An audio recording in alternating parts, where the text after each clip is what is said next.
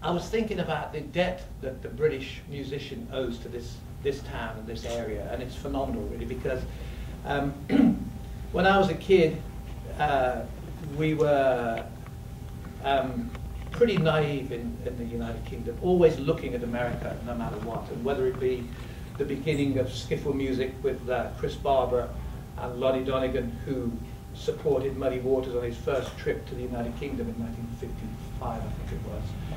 The whole idea of bringing Leadbelly, bringing the Delta music into British mainstream alongside traditional jazz was phenomenal, you know. I mean, we were a pretty cloistered society. Post-war, you know, I don't think we'd got the telephone by 1953. It was a pretty sad time out there in the United Kingdom, from what I can remember growing up. And I know that the arrival of rockabilly on the heels of skiffle was such a huge relief to the British child, teenager. I mean, and the exposure of rock and roll music through the British media was so minimal that we thought that perhaps there was just Elvis Presley. We didn't really know, you know, about the whole deal that was going on here, what Sam Phillips was cooking up, and what was going on around this town, around this area, and coming in from Jackson, I guess, Carl Perkins and all that.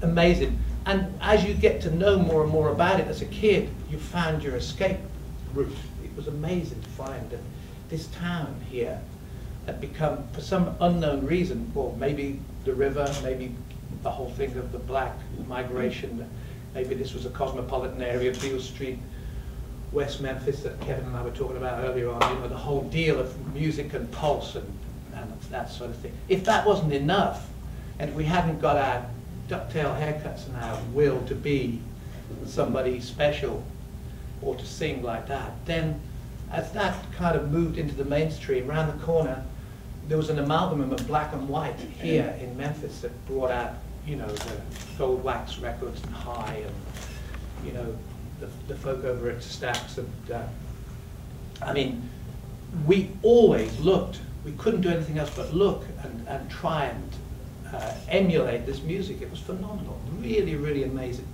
And so from W.C. Handy, if you like, right the way through to whatever was happening on Mud Island last night, which I think might have been German.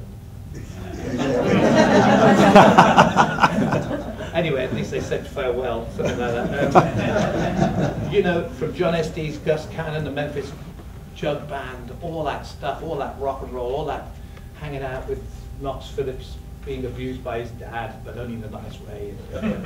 You know, it's amazing to come back here now, all these years down my career, and to still be able to work and still be able to feel the place.